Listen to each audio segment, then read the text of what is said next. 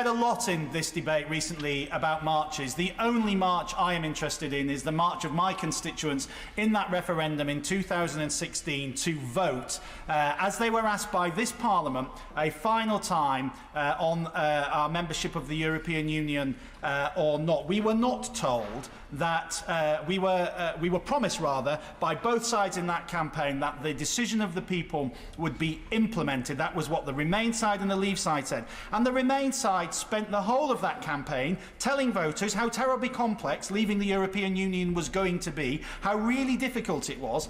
And yet voters still went out, many of them for the first time in my constituency. I had people stopping me on election day saying to me, how do I vote? Where do I go? How do I do this? Because I want to express my opinion on this question that Parliament has told me is mine to make and will be implemented. And now to go back to those people, just because some people in here don't like it, or rather more because we've actually messed it up amongst ourselves, this whole process of leaving, to then turn around and say, well, we've made such a terrible mess of it, we're going to go back on all of those promises, is completely unacceptable. And I am appalled at the way in which my voters, many of my voters, 70% of them who went out and voted Leave, have been belittled and besmirched since they took the decision they were asked to make.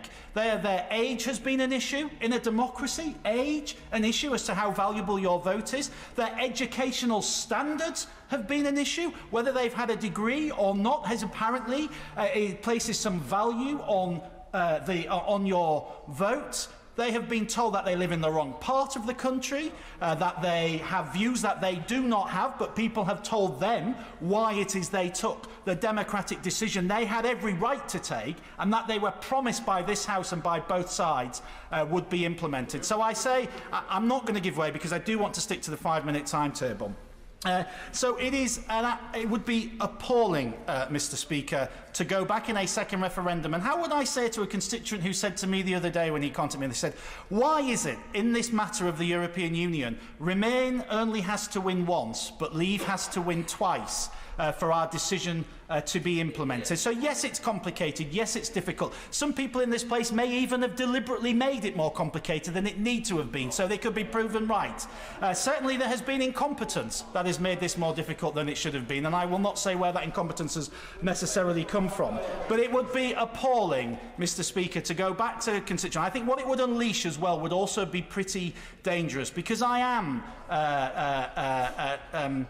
saddened by how certain elements in the political, at the extremes of the political sphere, have tried to take hold of this issue for their own particular disgusting brand of politics, which I want nothing to do with. And there is no doubt those people would play a bigger role in a second referendum. It would divide the country in a way. For what purpose as well? To then perhaps, if you look at the current polling, maybe reverse the result in the other direction. And I just think this is a very dangerous thing that this House should avoid at all costs. I'm not going to have time to really say a great deal about the idea of revocation. I know this has been put forward by the SNP. I do wonder what their response would have been had we had a successful Scottish referendum and then this House had decided it knew better and decided to revoke that referendum. Now to the compromise, Mr. Speaker, because I have been, since I came to this place, my views on Europe haven't changed. I've seen some of my colleagues move into further positions which I cannot get my head around, but we need to bring this to a conclusion.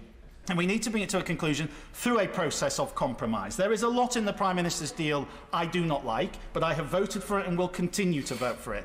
And I've put my name to the amendments for Common Market 2.0 and for EFTA. I have concerns around the issues with free movement because some of my constituents clearly have very strong views on that. But this is a way in which we can come together. We can say and accept the result of that referendum, which was people saying very definitely they do not like the political institutions of the European Union. There is a way through this. So I do think this House should look very closely at the propositions in terms of Common Market 2.0 and EFTA. And I will be supporting, though, I'll be voting for every Leave option this evening, Mr. Speaker, because I just want to get this damn thing over with and resolved in line with what my constituents voted for in 2016. And my final comment, Mr. Speaker, is this, which is that I hope, Mr. Speaker, we will, and I have been a big supporter of yours in the chair, I hope we will have the opportunity to again vote on the Prime Minister's deal. I do think this is an important way of trying to bring this to a close.